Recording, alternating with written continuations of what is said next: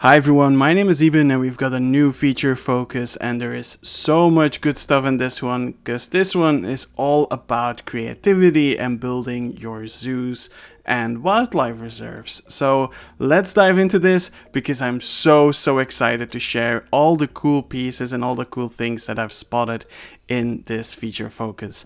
Let's start. Starting off with the gorilla enclosure, I can already spot some cool things. Once again, we see these cool wooden pieces that are used as some kind of fencing, and I think it looks really brilliant. I do think these are like separate pieces, like actual fence pieces, but have some slight different variations. I don't know if this is just made out of individual branches. That would be really cool.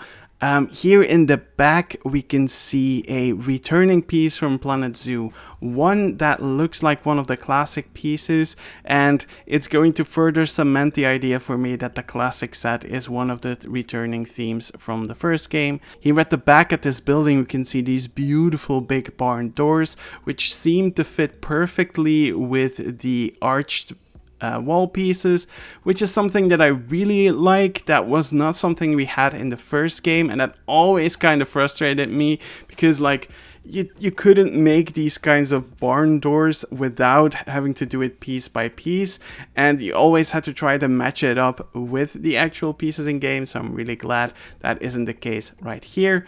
We have this cool wheel-like sign over here. I spotted that earlier in one of the first pieces of footage that we got, but now we get to see it from a better angle. And yeah, all in all, this looks really good. Here we get a close-up of the Galapagos tortoise, and as I expected with the reveal this week, I don't think this one has gotten a big upgrade in terms of textures and model. All in all, I don't think that is super important. However, I do think it might have been cool to have it have a slightly more crispy texture and maybe have the wrinkles on the neck being a little bit more updated. But I don't want to complain too much because all in all I think it looks really good. Here at the top of the screen right over there we can see these cool wooden pieces on top of the roofs. I don't think we've seen these in previous pieces of footage. All the other stuff that we see are very much things that we've already seen in previous pieces of footage. So let's continue on to something new. In this shot we can actually see a zoo that looks like it's built in China, I believe. That looks like it. These big stone towers filled with foliage look absolutely gorgeous, and I think it's amazing if that's something that we can build ourselves quite quickly, or even if this is just part of the overarching landscape, that would still be amazing. Here at the back of the tortoise enclosure, I think this is the mudbat enrichment, but if it isn't, then it's probably the forage feeder that we've seen before. All the other stuff here in this scene we've already seen in the secretary bird footage that we saw in the feature focus for the flying animals, but here in the middle we have that tree that I mentioned during the Zopedia drop, and I again forgot what the name of it was. I want to say Aquilo again, but I know it's not Aquilo, so I'll just leave it for now. In this next piece of footage we see the north theme, and there's a few cool things that I want to point out. Right here in the middle we get these gorgeous fish sculptures. I think those look fantastic. We get these water effects. I don't know if this is like a water wall or just a blueprint where they put in a whole bunch of different water effects. We get some big bubbles over here, and I can't really tell if those are moving or if it's just the fact that the camera is moving. I can't really tell, but it would be cool if we had these big glass bubbles that we can use. But one thing that I want to point out, and please take this with a massive grain of salt, because it has not been confirmed by Frontier in any way, shape or form, but there is something interesting about this habitat here in the back, because we have both water and land, so it is a semi-aquatic habitat, but in front of it there is a sign for the rainbow fish, and that is an education sign like we know it from the first game. So I don't really know what to do with this. Is this now confirmation that these animals are going to be combined? Or is this simply a placeholder sign that they've been putting there because the actual sign for the animal, it hasn't been finished yet? I really want to stress that you have to take this with a big grain of salt, as it is not confirmed yet, and I don't think this small sign near a semi-aquatic habitat confirms that you can combine aquatic animals with non-aquatic animals. I really want to stress that, because I don't want to get anyone's hopes up if it turns out not to be the case. What is interesting, however, is that these glass tunnels seemingly can also go above water. That was interesting, was not something that I expected, but it does look really good. And hopefully we can also just use these for, the regular habitats. That would be amazing. This shot once again shows us a very layered zoo. It is not one flat zoo. There's a lot of terrain elevations, and I think it looks amazing. There's a few things that I want to point out. Here, this eagle statue that looks like a white-tailed eagle to me. I think that is a beautiful wooden sculpture. I really love it, and I really hope we're going to get a whole bunch of these because they look amazing. We also get these really small garden lamps right here, which is something that we've been making ourselves so often that I'm really glad that we're getting a dedicated piece for that. Right here, we have a sawn off piece of log where there is a plant pot on top of it. That looks brilliant. And I already love the texture of this wall piece right here. I think that looks gorgeous. We once again see them using the pots, and I've been over this quite a lot already, so I'm not going to dive too deep into it. But right here at the back, you can actually see the gorillas using a climbing frame, and that climbing frame looks really yellow. So I wonder if these climbing logs that we've seen so far, if those are actually flexicolor, because those weren't before, or if this is a different log piece that is flexicolor, because this one seems very yellow and this one right here seems a little bit more orangey. We see them editing the path from a different angle, and there is a bus right there. I don't remember if that's something that we've seen before, but what I do want to point out is in the next frame of this footage, there will be a train passing by, and right here we actually have the queue entrance. And unfortunately, it still has those two big pillars next to it. That was one of the things that I was hoping was going to be changed. This education piece right here is really cool, and I'm really happy to see that they have been adding a few more of these. We were really excited about the education stands in the first game, but we're a little bit disappointed that there weren't a whole bunch of them, and I'm really glad that they took that feedback to heart.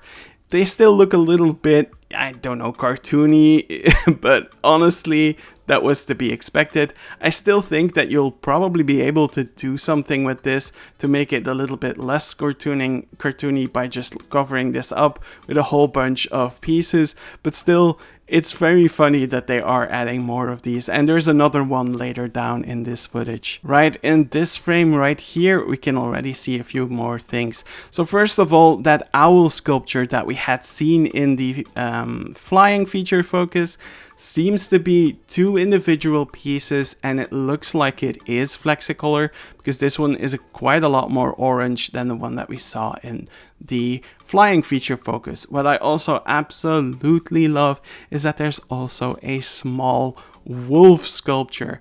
I honestly want as many of these sculptures as possible. They look so cool, and I just want them for any kind of North American or North European, North Eurasia animal that we have in this game. It's so cool, and I really hope they're giving us a whole bunch of them. Like, I would really love to see a beaver sculpture like that as well. That would absolutely be amazing.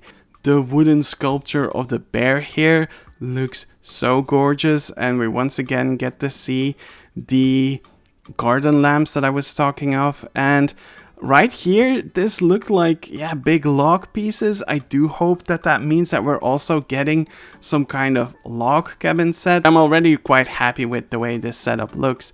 And right there, I think that is a billboard. So That looks cool. I think these are two smaller billboards combined together, and that looks really, really good. This frame of the trailer is something that we've already seen before. I can't see a lot of new pieces that we haven't seen just yet. There are some variations on the pieces that we've already seen. One thing that I think is interesting is that we're getting a new poster of the hawksbill turtle right over there in the gift shop. In this frame of the North theme, there are a few cool things to point out. So first of all, we get this big stone sculpture that we already spotted and I think the very first trailer that we've gotten, but this time around it's much more clear, and I love the way it looks. I love the fact that this is a big stone fish sculpture. What I also really adore are these really small flat stone pieces. Those are really gorgeous, and I love this moss piece right here. That looks cool. The big flower pieces in the back, those are quite whimsical, and I don't know if I'll be using them all the time, but I can't think of a few use cases already, so that's going to be fun. What I also really like is this fur design right here in the window. That is absolutely gorgeous and is a nice little detail. We get another shot of the South theme. It looks brilliant. I really love how they've used the new path tool by making these different types of path colors right here. That looks great. Right, now we get to see the next frame, and we finally get the confirmation that the African theme is one of the returning themes, and that's because right here underneath the word theme, which you can barely see because of the color editor, you do see African. So we do have final confirmation that the African theme is one of the returning themes. So every African piece that we've seen so far was part of the African theme, and now we can apply that to the other pieces that we see right here in this setup, and I'm quite happy about what I'm seeing. First of all, there seem to be almost 1900 items in decoration pieces alone. So this is not wall sets, but decoration pieces alone. That's insane. That's such a large amount of pieces. I'm really looking forward to what it all entails. But we talked about the African theme, and these first few pieces right here, these are from the India theme. So that kind of guarantees that we are going to be getting the Indian theme. And I'm really excited about that. I am really, really hopeful that this might mean that we're going to get a Flexicolor India set. However, in this menu, I can see a small problem. I can see a whole bunch of returning pieces, and not all of them are Flexicolor. There are a few pieces that, like these two African pieces, or these classic set Ural pieces right here, or even pieces from the India theme and the East Asia theme that are not Flexicolor. And that is a bit of a bummer to me, because the game director said in the game tour that everything was going to be Flexicolor except for a few natural items. And I understood that that meant that not every plant is going to be Flexicolor. That makes sense. But it's just a shame if we're going to be bringing back pieces from the first game without updating them to be Flexicolor as well. So I genuinely hope that these pieces are going to end up being Flexicolor in the future, because without them they become a lot less useful. Luckily, we do get scaling in this game, so that means that they are a little bit more useful than they were in the first game, but still. There's one more cool thing that I want to point out in this screen right here, and that's that we get some cool wooden carvings right here. And one of them looks like a cougar, so that kind of confirms that we are going to be getting a cougar in the sequel, which is really cool. Next to it, we have some kind of deer species. I don't know if that's the red deer or not, or if that is a very, very stylized moose. I'm not sure, and I can't really make a real guess here, so I'm going to lean towards a deer species. And the next one seems to be a really stylized wolf. all in all, really cool. I think that is pretty amazing. Here in this part of the footage, there's not that much new stuff. There is a sign over here that looks cool, and I really thought that Fusla Buya was going to be like a secret hint towards an animal that we hadn't seen so far. But Fusla Buya in Planko simply means shoebill. So Frontier, if you're gonna add these kinds of signs, please, please put in little hints. That would be really, really cool. But what is really, really cool is that we can see that here in the nature tab, there are 720 items, and those go for trees, bushes, flowers, I think shrubs and mushrooms alone. I don't see an icon here for like corals, so I'm going to assume that that is part of one of the other tabs here, but like 720 foliage items is already incredible, and we're going to see later down the line how many rock pieces we have, and it is an incredible number as well. We get to see a little bit more of the West theme. Here inside of the staff room, I can spot a few cool pieces. I can't really see it well enough to really tell what it is, but it already looks cool. But in the next shot where they build things piece by piece, I can discern a few cool pieces. So there is this cool salmon-like sculpture right here. So hopefully that means that we're going to get a salmon species. Later on they add an axe, which is really interesting to have in a zoo setting, but I'll take it. Then they put down a bunch of these chopped down log pieces, which are cool. And I think next to it, those are blanket pieces. And that's something that I'm really hyped about, which seems weird because this is a zoo game, but like blankets are often used in backstages for animals. So that would be really, really cool to have as placeable pieces. And it looks like we're getting those. So that's really cool. Now that they are creating a blueprint, we can actually spot something interesting. There is an exhibits tag for blueprints now. That wasn't the case in the first game. I launched the game right before recording this just to make sure if I was wrong, but no, that wasn't a thing in the first game. So at least there seems to be a little bit more about exhibits this time, because it has gotten its own tab, and that is really cool. The mountain hares in this section look so incredibly cute. I love them so much. I'm so happy about this edition. I love it. It's incredible. But what's even more wonderful is the fact that we have a lot more options for how the water will look. So we have placid, we have calm, we have rippling, flowing, and choppy.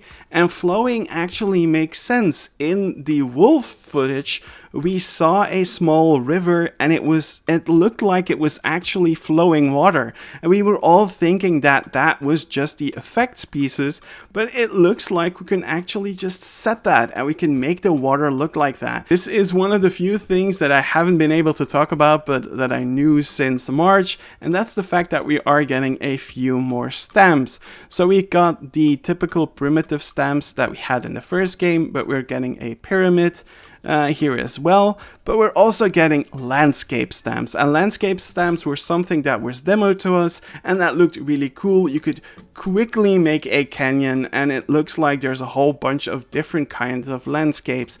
Again, really useful, I believe, for when you're making your own wildlife reserve. That just makes things so much easier to do. You can very quickly get something, and that looks incredible. I love the way they use this pyramid to build its own mountain.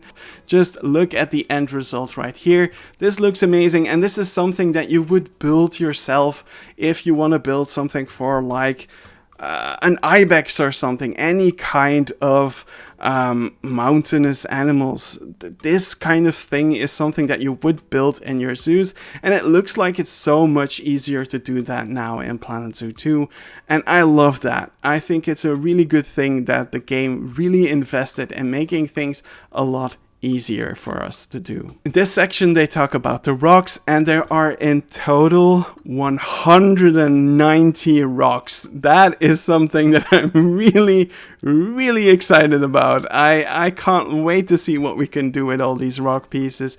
They look really cool. It really does look like they are giving us a whole bunch more rock shapes that we didn't have before, and I'm really excited about that.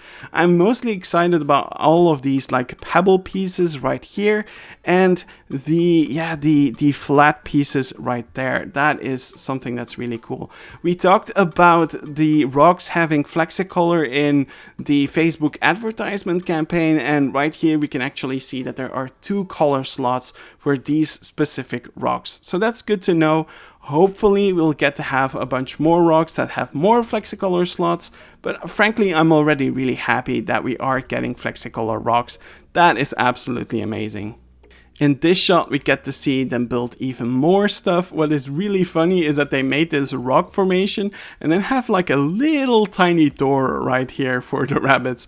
Don't know what that is for, but it looks really cute.